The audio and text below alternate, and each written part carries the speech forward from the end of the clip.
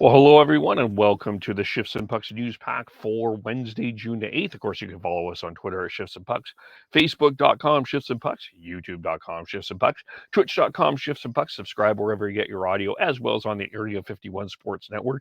Apologies for missing yesterday. Had a bit of a computer technical issue that was dealing with, but we're back today. Glad to have everything together. Of course, we had our podcast that we recorded on Monday. As the Colorado Avalanche and Edmonton Oilers are playing. We talked about the firing of Bruce Cassidy. We talked about what's next for the Oilers. We talked a little bit about the Rangers and Lightning series. We talked about what's going on with JT Miller with the Vancouver Canucks as well. And let's start with the Vancouver Canucks, I guess, today, because there was some news yesterday. We'll do some catch up here, as they've signed a Swedish forward named Nils Aman to an entry-level contract. Aman is it's a 2-year entry-level contract. He's 22. He is so 2-year deal, 22.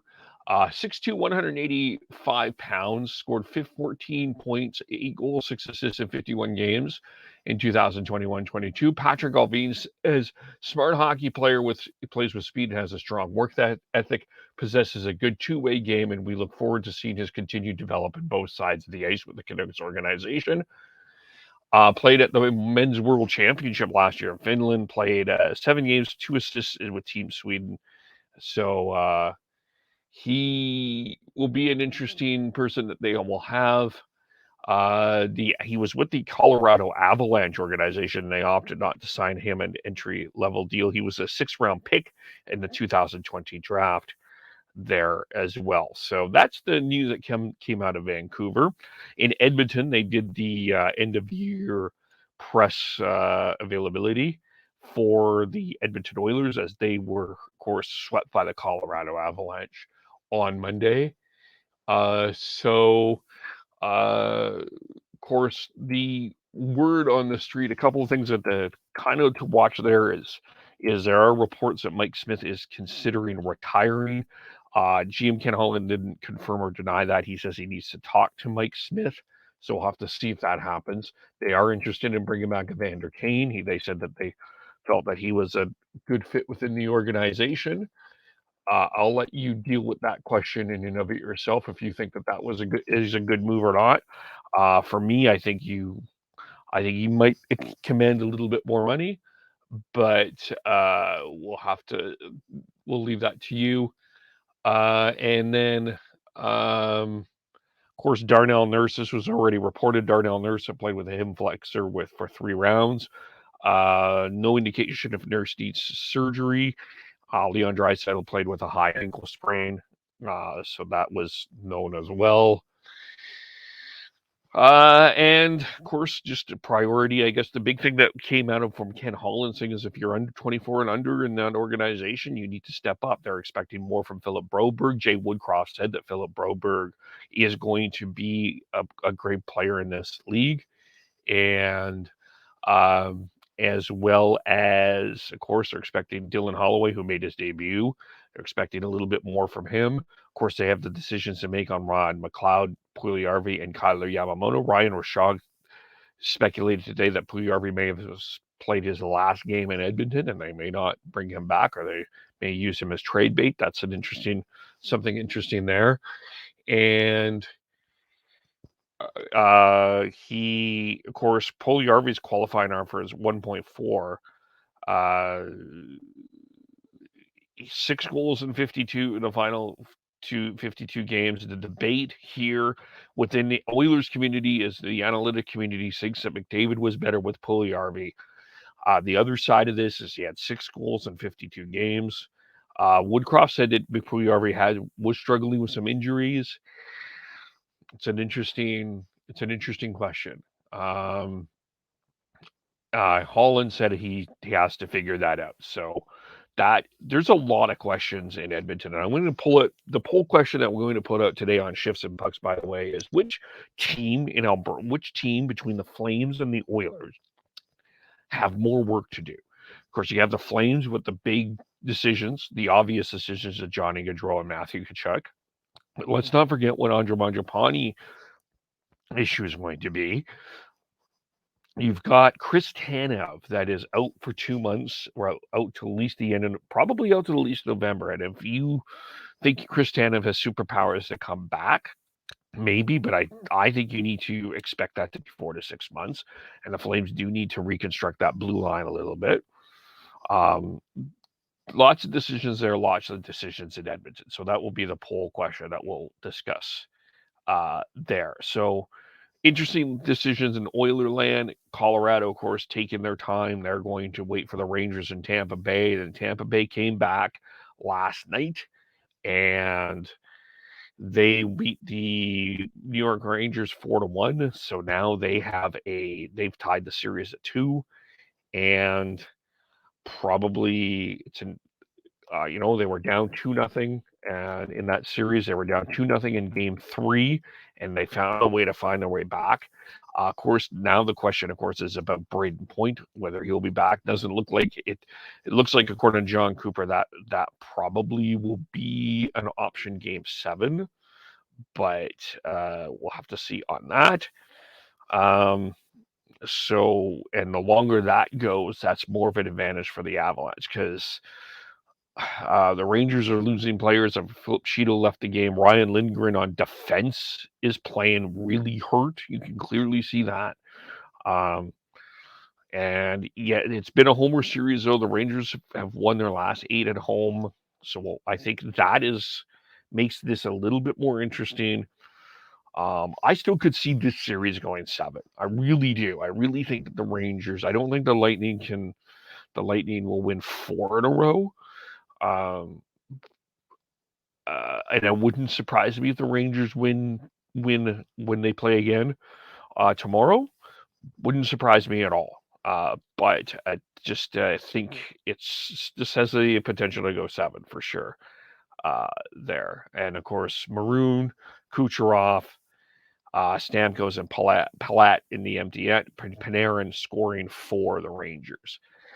Of course, big news, two other news. We talked about Bruce Cassidy on Monday, but Marie-Philippe Poulin, that was the other news from yesterday, ended, of course, in a part-time role with the Montreal Canadiens.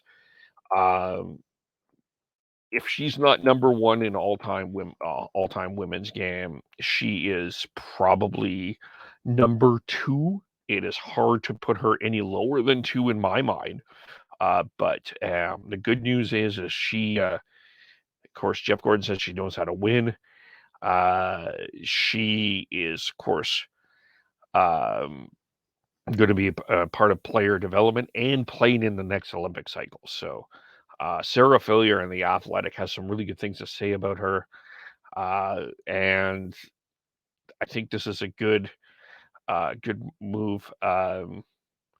Of course, Jeff Molson, back when they fired Marc Bergevin, mentioned he wanted to add some diversity, and the Canadiens are doing that. It's been a diverse, as much as our focus on this podcast has been Vancouver, what's been going on there. I think Montreal deserves some credit, and I think they have a very good offseason going here. And I think if you look at what Jeff Gorton has done here, I think you just simply need to look at what the New York Rangers are right now. That's a good team, well drafted, couple of very solid trades there that he's put together.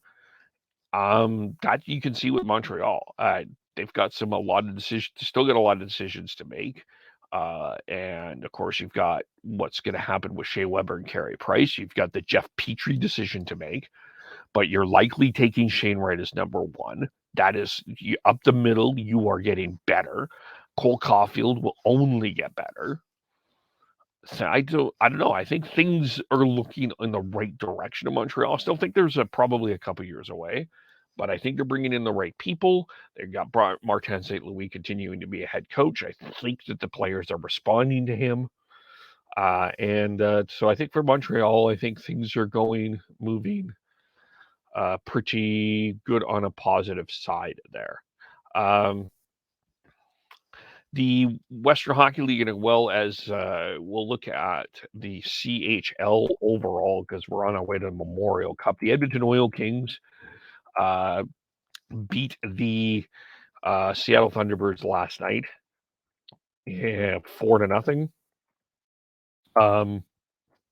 Was scoreless, and then Jakub Demick scored a shorthanded goal, and that turned that game right around. And really, almost there was a huge save early in that sequence there from Thomas Milic, who has been very strong for the Seattle Thunderbirds throughout this. But Jakub Demick scored the shorthanded goal, and it just really turned around the Oil Kings there. They outshot the Thunderbirds 14-5 in the third period, and then Simon Kubicek scored early. Caden Gooley his seventh, and then Carter Souch late.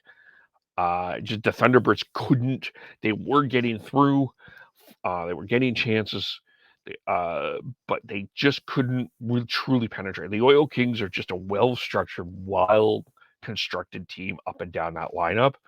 And if you can't get to them early and you give them a break like you did, the Thunderbirds ended up doing, tough to beat for sure. And that's what they're saying. So the Oil Kings are up 2-1. That series continues tonight. Just to look at the OHL here, they've got their finals going on, and the Windsor Spitfires took down the Hamilton Bulldogs in that game, and they've taken a 2-1 series lead there. Of course, if you're a Dallas Star fan, you're impressed with Wyatt Johnson, and he scored 2. Alex Christopoulos scored 2, and they're up 2-1 there, and they're so that's what's going on in that one there, and the Q they're playing tonight. The Q JHL play championship is going on tonight as we're heading to the playoffs here. They're playing on TSN, by the way. There, but the Shawinigan Cataracts are taking on the Charlottetown Islanders. Shawinigan up 2-0. Oilers prospect Xavier Bourgeois scored in overtime. It was a bit of a controversial goal for some people, and that's of course. And Maverick Bork had 2 goals and an assist. Another star there. So there's a lot of stars. Vegas Golden Knights prospect Lucas Cormier scored 2 goals for the Islanders there as well. So that series will go on. So if you're into junior hockey, there's a doubleheader tonight.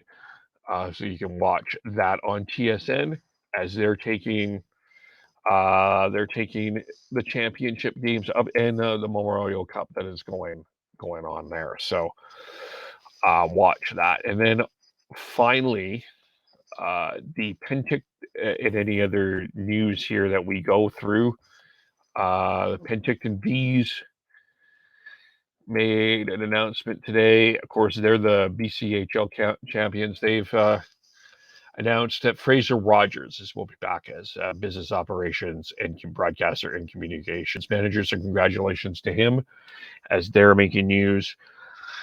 But that's overall the news for today. Of course, you can follow us all individually on Twitter. Sean is Beardy Canuck 03, Tyler TNOBLE,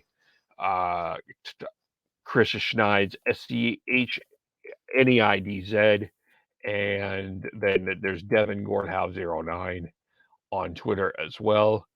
And that I am KEVOLE, Ships and Pucks, Facebook, YouTube, Twitter, Twitch. Subscribe wherever you get your audio, as well as on the Area 51 Sports Network. That is the news. And of course, just to go back here, before I go here, I just forgot to add something here. With the Cataracts back there, they held a 3-2 lead. The Islanders did. Pierrick Dubé scored with 6 seconds to go, and then that's Bourgeois scored in overtime. So late goal and then the win. there as well. So that's the QMJHL. That is the news for today. So watch the junior hockey with a day off our NHL conference finals, Eastern Conference finals back on tomorrow. Thanks everyone for watching and listening. We'll talk to you all very soon. Bye for now.